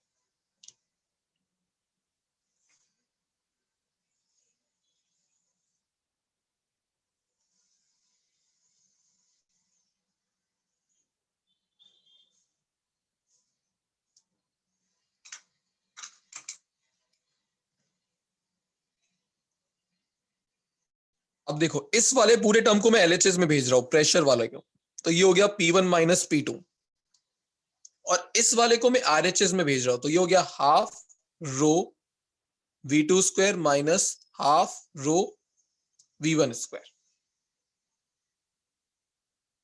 और ये V2 मुझे पसंद नहीं है तो इस V2 को मैं रिप्लेस कर रहा हूं हाफ रो V2 की जगह मैं क्या लिख दूंगा, ये पूरा टर्म, तो ये स्क्वायर हो जाएगा सब, तो capital A by A whole square into V1 square, ये मैंने V2 की जगह पे लिखा है, हाँ, माइनस हाफ रो कॉमन निकाल लिया मैंने यहाँ पे, ये कितना हो गया V1 स्क्वायर। कोई डाउट यहाँ पे मैंने क्या किया? कुछ और भी ब्रैकेट में से कॉमन निकलता हो दिख रहा होगा V1 स्क्वायर, तो उसको भी क्यों छोड़ू मैं कॉमन निकाल लेता हूं, तो ये हो गया half rho V1 square common, और ब्रैकेट में सिर्फ क्या बचेगा, capital A by small a whole square minus 1।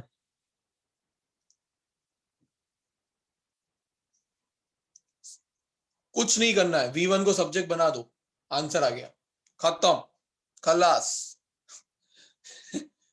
Meme देखा है राहुल गांधी वाला? खत्म, फिनिश। एकदम वो मुझे याद आ गया, P1 माइनस P2।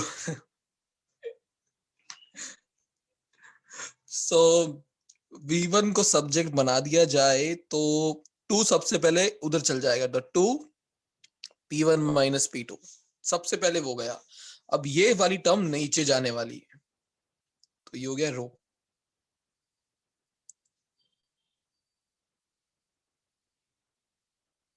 ब्रैकेट में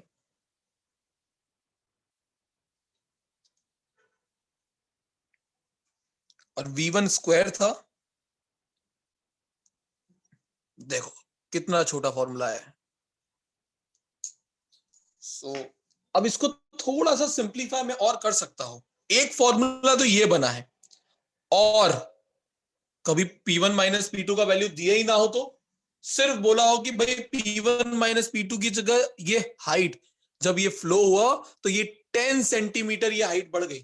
तो मैंने अभी आपको बताया था P1 माइनस P2 की जगह और क्या रखा जा सकता है, रो जी एच या रो एम जी एच। इस वाले मीडियम का डेंसिटी क्या था, रो एम। तो इसी फॉर्मूले को ऐसे भी लिखा जाता है, 2 rho M G H divided by rho capital A by A whole square minus 1। जब आप डिवाइस खरीदने जाओगे तो ये capital A by small a का रेशियो बॉक्स पे लिखा ही रहता है, तो ये रेशियो आपको पहले से दे दिया जाता है। लिक्विड जो होगा वो आपको वहां पे देखकर उसकी डेंसिटी देखनी होती है। तो ये दो फॉर्मूले आप यूज करोगे न्यूमेरिकल पॉइंट ऑफ व्यू से, ठीक है। अब इन दोनों ही फॉर्मूले में अगर नीचे एलसीएम ले लिया जाए तो थोड़ा सिंप्लीफाई हो सकता है। तो ये फर्दर वो रेट को मेजर करने के लिए मैं बता रहा हूं जिसपे न्यूमेरिकल्स आते हैं। पहले यहां तक किसी को कोई डाउट?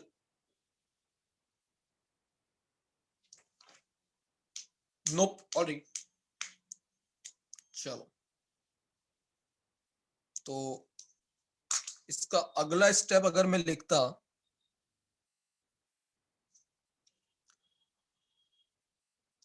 P1 माइनस P2 तो एज इट इज है, ये रो भी एज इट इज।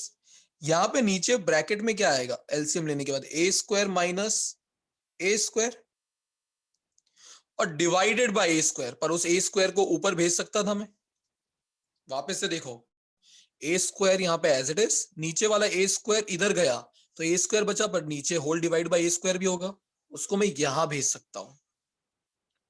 और उसको रूट के बाहर अगर निकाल दूं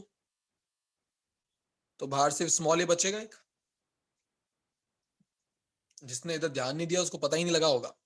मैंने लिया ए स्क्वायर, इस ए स्क्वायर को उधर भेजा, ए स्क्वायर माइनस ए स्क्वायर। अब वो नीचे वाला जो ए स्क्वायर था सबसे पहले वो जाएगा ऊपर, और फिर रूट के बाहर भेजू तो ए बन जाएगा।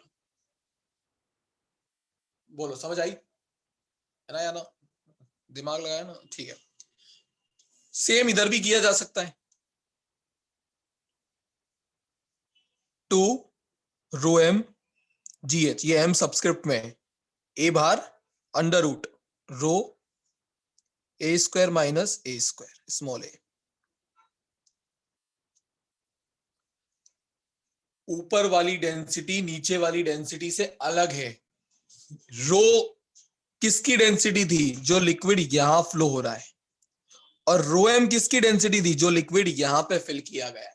बट कभी कभी न्यूमेरिकल को इजी बनाने के लिए आपके नोट्स में ऐसे ही न्यूमेरिकल है, वो क्या बोलेंगे, जो लिक्विड यहां से फ्लो हो रहा है वही लिक्विड नीचे भी फिल किया गया है। तो क्या फिर कैंसिल आउट हो सकता है? यस, तो इजी बन जाएगा, तब ये रो उड़ जाएगा। तो ये अपने रेफरेंस के लिए बाजू में लिख के रखना, रो एम क्या है, रो क्या है। आज बता रहा हूं ऑब्वियस लग रहा है, 2 दिन बाद ऑब्वियस लगना बंद हो जाएगा, भूल जाओगे क्या हुआ था ये।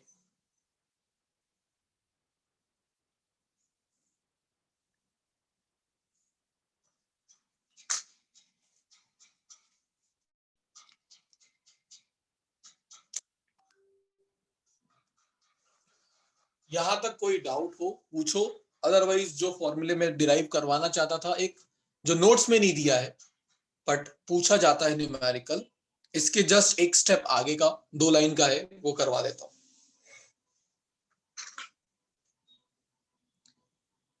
नियति से मैंने स्टार्टिंग में पूछा था कि वेंचुरीमीटर क्या करता है, उसने बताया sir it is a device which is used to measure the rate of flow of liquid. तो वो होता क्या है, वो लिखो, volume of the liquid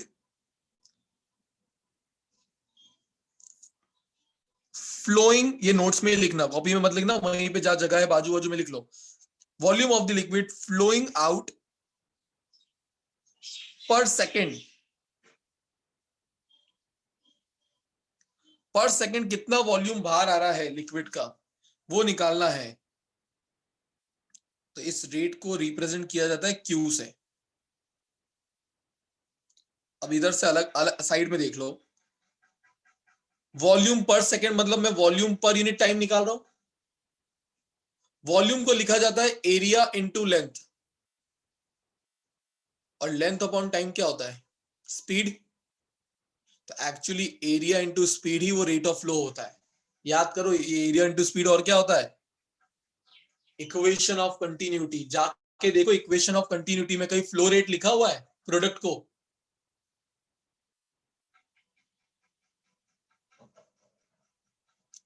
equation of continuity में नीचे जहां पैरा दिया वहां पे बताया होगा, this product is also called as flow rate या volume flux, volume per unit time. याद रखना। तो यहां पे जब फ्लो रेट पूछा जाए तो करना कुछ नहीं है, यहां का क्रॉस सेक्शन एरिया इनटू यहां की स्पीड, जो कि कितनी आई है हमारी v1। तो जब आप कैपिटल A को इससे मल्टीप्लाई कर दोगे या इससे, जो भी आपको क्वेश्चन में दिया हो, तो आपको अपना फ्लो रेट मिल जाएगा 2 रो mgh डिवाइडेड बाय, एक A ऑलरेडी बाहर है, स्मॉल a, कैपिटल A से बस मल्टीप्लाई कर दो, आपको फ्लो रेट मिल जाएगा। अब ये पूरा टॉपिक हो जाता है कंप्लीट। ये एडिशनल आया, सेम इसके लिए भी होगा, सेम इसके लिए भी हो सकता है। दोनों साथ में इसलिए लिखवा रहा हूं क्योंकि कभी कभी क्वेश्चन में बोल दिया होता है प्रेशर डिफरेंस इज 24 पास्कल, तो डायरेक्टली P1 माइनस P2 का वैल्यू 24 दे दिया उन्होंने, और कभी कभी दी जाती है हाइट, तो निकालना पड़ता है रो mgs से। तो आपको दोनों क्लैरिटी हो। तो ये वाला कंप्लीट हो जाता है आपका टॉपिक। कोई डाउट हो? कायदे से तो सिर्फ मैंने बर्नौली इक्वेशन ही यूज किया है, आपको 2 बार लिखने की जरूरत है, 2 बार देख के लिखोगे, थर्ड फोर्थ टाइम तक आपको ये याद हो चुका होगा। बहुत डिफिकल्ट डेरिवेशंस नहीं है ये।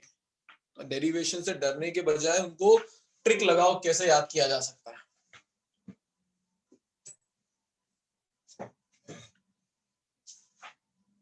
अब बर्नौली के थोड़े एप्लीकेशंस और भी होते हैं।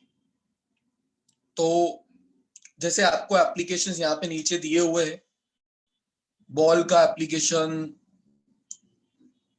जब क्रिकेटर्स बॉल को फेंकते हैं तो वो हवा में ही बॉल को लहरा सकते हैं, स्विंग करवा सकते हैं, in swing, out swing. Footballer ball को अगर हिट करते हैं तो वो बॉल हवा में ही टर्न हो जाती है। तो ये सब चीजें हम एक्सप्लेन कर सकते हैं बर्नौली से। क्यों हमें रेलवे स्टेशन पे जब प्लेटफॉर्म पे ट्रेन आ रही होती है, हाई स्पीड ट्रेन, तो नजदीक नहीं खड़ा होना चाहिए। क्यों बहुत तेज हवा चलने से जो हर्ट होती है उनकी रूह उड़ जाती है, ये सब चीजें हम बर्नौली से एक्सप्लेन कर सकते हैं। तो 1 बाय 1 करके देखते जाओ। क्यों हमें हार्ट अटैक आता है? हार्ट अटैक को भी हम, है तो बायोलॉजी का, बट एक्सप्लेन कर सकते हैं हम किससे? बर्नौली से कर सकते हैं, ना अपने सब जुगाड़ है। ठीक है, तो ये पेज में हटा रहा हूं, 1 बाय 1 करके समझते हैं। आपकी एप्लीकेशन बेस्ड क्वेश्चंस ही है।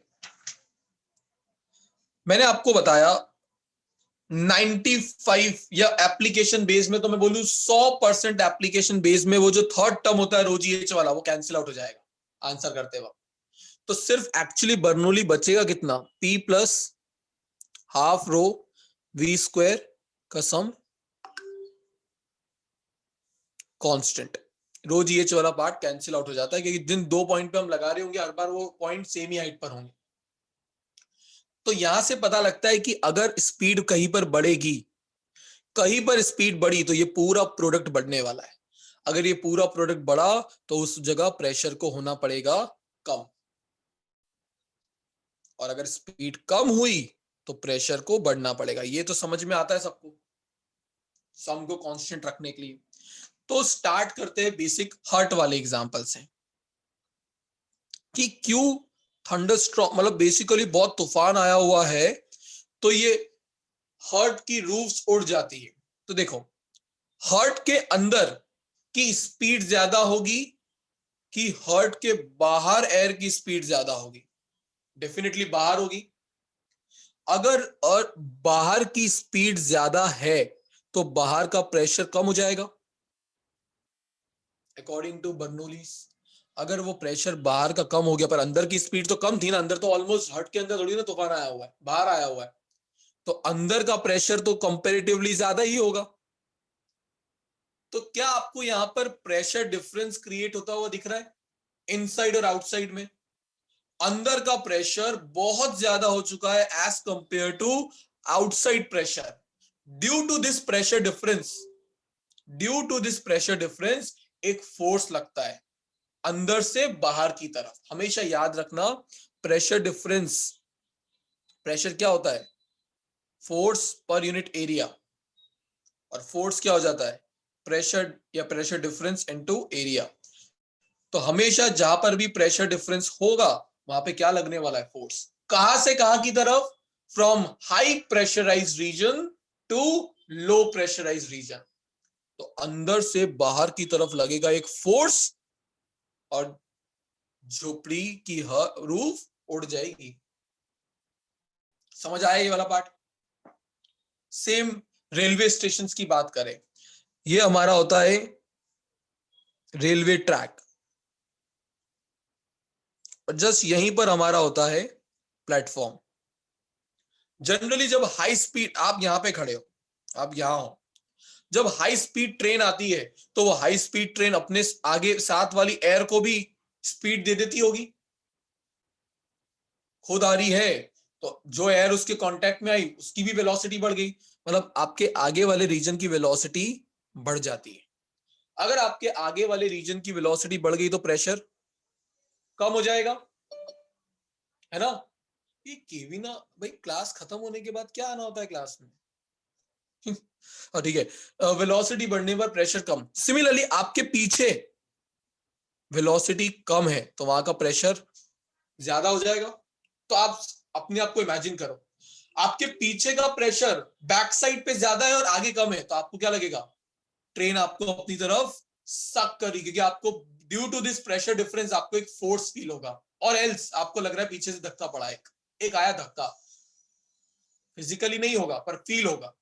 इसलिए बोला जाता है कि हाई स्पीड ट्रेन आएगी तो नजदीक खड़े रहना इज टू रिस्की, मत खड़े रहो। पेरेंट्स को ये नहीं पता होता है बट पता, और दूसरा खतरा भी होता है मैंने तो मीम्स में देखा है, वो लोकल ट्रेन की, वो लाफे आफे पड़ जाते हैं कभी कभी, क्योंकि ट्रेन में तो पीछे जाओगे नहीं उसको पकड़ने तो वो तो लटके हुए होते हैं बाहर, तो चलती ट्रेन में चट करके चल जाएगा और तुम देखते रह जाओगे फिनिश, खत्म। ओके, यार ये मीम्स ने मतलब इंस्टाग्राम ने खराब कर दिया है एक साइड तो टीचर बनना पड़ता है, दूसरे टाइम दिमाग में कुछ और ही चल रही होती है चीजें। ठीक है, सो ये एक था। अब मैं आपको बॉल्स के टर्म्स में समझाता हूं। देखो, मैंने उस वक्त क्लास में तो एक वीडियो दिखाया था, तब मुझे मिल गया था, आज अभी है नहीं। जब क्रिकेटर बॉल को फेंकता है तो आप देखना वो एक साइड को बार बार अपनी जर्सी से रब कर रहा होता है, बार बार रब करेगा रब करेगा रब करेगा। वो क्यों किया जाता है? क्योंकि बॉल का वो रब कर करके जो एक साइड होता है उसको वो शाइनी रखते हैं, और दूसरे साइड को वो क्या कर, वो खेलते खेलते खेलते खेलते वो वाला पैच रफ हो जाता है। अब सपोज करो जब ये बॉल हवा में ट्रेवल करेगी तो जो एयर की लेयर्स होगी वो यहां पे सपोर्टिव फील करती है, उनको लगेगा ये स्मूथ सरफेस है, इजीली पास हो सकती है, बट यहां पे वो अपोज फील करेगी, उसको एक फ्रिक्शन फील होता है। अब देखो, अगर एक साइड ये बॉल इस तरीके से घूमती हुई जाए, ये ऐसे घूम रही है लेट से हवा में, तो अगर एयर ऐसी है तो देखो यहां पे बॉल और एयर का मोशन सेम डायरेक्शन में है, वेलोसिटी बढ़ जाएगी। बट इस तरफ बॉल का मोशन ऐसा है और रफ भी है पैच, तो यहाँ पे कंपैरेटिवली वेलोसिटी इस एंड की कम हो जाती है। अब कहानी वही है, वेलोसिटी बढ़ी तो प्रेशर कम, वेलोसिटी कम हुई तो प्रेशर ज्यादा। अगर दो ही एंड के बीच में प्रेशर डिफरेंस हो गया तो बॉल ही हवा में ही एक प्रेशर डिफरेंस की वजह से फोर्स फील करेगी और वो एक साइड बेंड हो जाएगी। अब वो डिपेंड करता है कि क्रिकेटर उसको पकड़ के कैसे रखता है, उसने जैसे पकड़ा होता है उस बेसिस पे ये डिसाइड होता है कि बॉल इन स्विंग होने वाली है या आउट स्विंग। और वो बैट्समैन को तब जज करना होता है जब बॉल हाथ से रिलीज हो रही हो, मतलब माइक्रो मिली सेकेंड्स का टाइम होता है उसके पास, उतनी देर में उसको जज करना पड़ेगा कि बॉल को उसने कैसे पकड़ा है, कि बॉल अंदर आएगी या बाहर। क्योंकि अगर अंदर आएगी तो उसको पहले से एक्शन लेना पड़ता है अंदर की तरफ, पर अगर उसने बाहर की तरफ बैट रखा तो बॉल अंदर घुस जाएगी। ये क्रिकेट जो देखता है वो समझेगा, बाकी हो तो चलेगा। सेम फुटबॉल में भी यही होता है।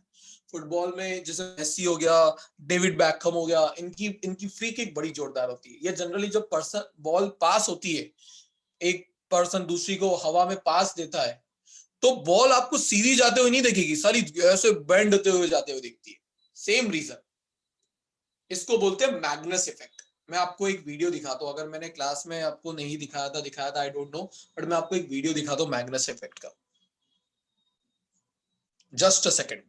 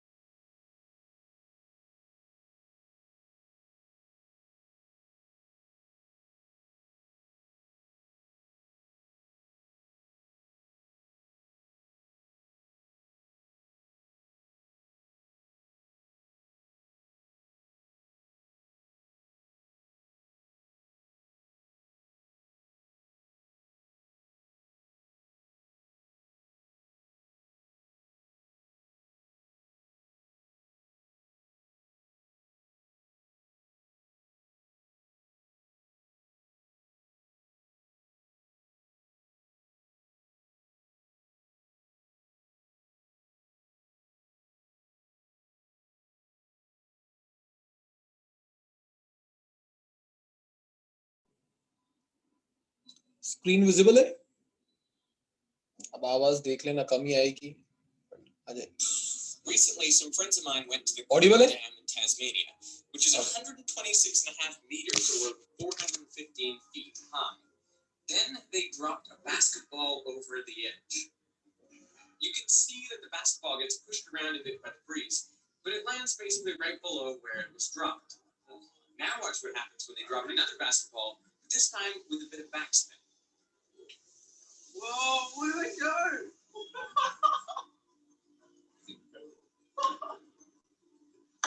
You want that to get back in the water, do you? This is Brett who just threw it. I literally just dropped it with a bit of spin, like I didn't even throw it, and it just took off. Like, we had no idea that was going to do that. And this is where I come in. The basketball was subject to the Magnus effect, which affects all rotating balls or cylinders as they fly through the air. And it works like this. As the basketball picks up speed, air on the front side of the ball is going in the same direction as its spin. And therefore, it gets dragged along with the ball and deflected back. Air on the other side is moving opposite to the ball spin, so the flow separates from the ball instead of getting deflected. The net result is the ball pushes air one way, so the air applies an equal force on the ball the other way. And this is known as the Magnus effect.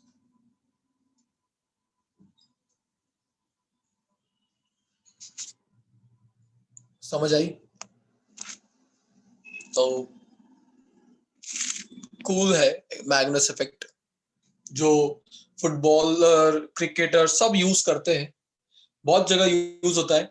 वैसे एरोफॉइल्स, plane में भी ये चीज use की जाती है। Bernoulli's principal, जो plane के विंग्स होते हैं वो अगर साइड के क्रॉस सेक्शन से आप देखोगे तो वो आपको ऐसे दिखेंगे। ये क्रॉस सेक्शन दिखा रहा हूं मैं विंग्स का काट के, आप इसको साइड से देख रहे हो। तो उधर होता क्या है कि जो एयर इधर से जाती है उसकी स्पीड तो होती है कंपैरेटिवली ज्यादा।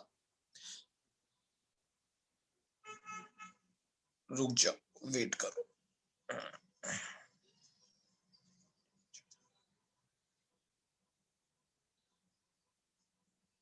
उल्टा बोल दिया मैंने।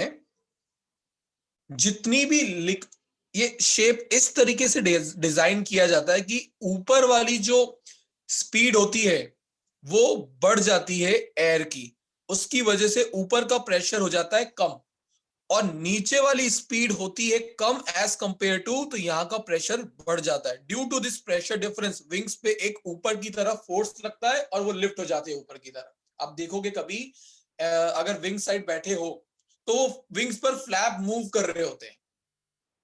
वो फ्लैप मूव इसलिए करते, वो प्रेशर डिफरेंस को मेंटेन कर रहे होते हैं। कभी उसको 0 बना देंगे, कभी उसको ज्यादा कर देंगे, कभी उसको कम कर देंगे। उनको नीचे जाना है तो वो अलग तरीके से उन फ्लैप्स को रखेंगे, ऊपर जाना है तो अलग तरीके से रखेंगे। और एक लेवल फ्लाइट जब आपको परमिशन होती है घूमने की फ्लाइट के अंदर, तब वो सीधी फ्लाई कर रही होती है, तब उसके फ्लैप्स पे वो प्रेशर डिफरेंस को मेंटेन करके रखते हैं। तो वहां पर भी ये प्रिंसिपल यूज किया जाता है बर्नौली का। तो this is all about applications, ये आपको लर्न करने पड़ेंगे। मैंने आपको आइडिया दे दिया, सब जगह एक ही चीज लग रही है, जहां वेलोसिटी बढ़ेगी वहां प्रेशर कम हो जाएगा। अच्छा, हार्ट अटैक वाला पार्ट बच गया है, तो उसको भी मैं समझा देता हूं। देखो, जब हम बहुत कचरा खाते हैं, जो कि खाते हैं जंक फूड, ये वो बहुत कुछ खा रहे होते हैं हम, जिसकी वजह से क्या होता है, हमारी आर्टरीज के अंदर प्लाग इकट्ठा हो जाता है, कोलेस्ट्रॉल। इस तरीके से ये कोलेस्ट्रॉल जमा होने लगता है। अब जो लिक्विड पहले इतने क्रॉस सेक्शन एरिया से पास हो रहा था, उसके लिए प्लाग ने क्या किया, क्रॉस सेक्शन एरिया को कम कर दिया। अब अगर यहां से कम ब्लड जाएगा तो वो सिग्नल किसको, अब ये ब्लड किसी जगह तो पहुंच रहा होगा बॉडी में, उसकी रिक्वायरमेंट जितने ब्लड की थी वहां तक उतना नहीं पहुंच रहा है, तो वो सिग्नल जाता है ब्रेन के पास। ब्रेन को ये ब्रेन ऑर्डर देता है हार्ट को कि भाई वहां पर ब्लड सफिशिएंट अमाउंट में नहीं पहुंच रहा है। तो ब्लड है क्या, सॉरी, आपका जो हार्ट है वो है बेवकूफ, उसने ब्रेन के सिग्नल पकड़े और उसने क्या किया, स्पीड बढ़ा दी। अब स्पीड क्यों बढ़ाई, क्योंकि सफिशिएंट ब्लड नहीं पहुंच रहा था, तो उसने स्पीड बढ़ा दी। पर आपको पता है स्पीड बढ़ने से यहां का प्रेशर क्या हो जाएगा, कम। अंदर का प्रेशर कम, पर आर्टरीज के बाहर का प्रेशर तो कंपैरेटिवली इससे ज्यादा ही होगा।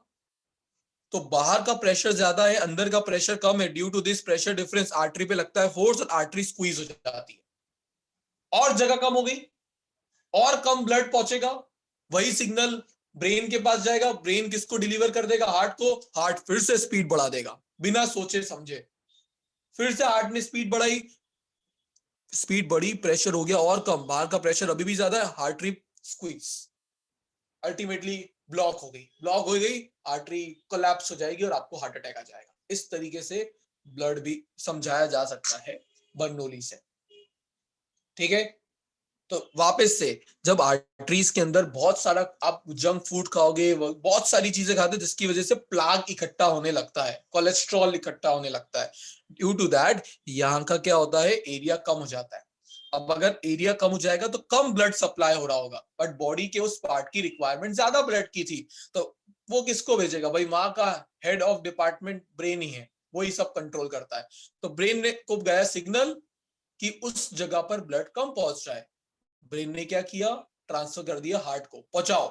हार्ट ने बिना सोचे समझे स्पीड बढ़ा दी, पंप ज्यादा करने लगा, वो ज्यादा करने लगा, स्पीड बढ़ी, प्रेशर कम हो गया। आर्टरी के अंदर का प्रेशर कम, बाहर का प्रेशर ज्यादा, ये प्रोसेस चलती रहेगी और बेसिकली होते होते आपकी आर्टरी स्क्वीज होके कोलैप्स हो जाएगी, क्योंकि ब्लड जा ही नहीं रहा होगा और पटाखा बुझ जाएगा अंदर, ठीक है।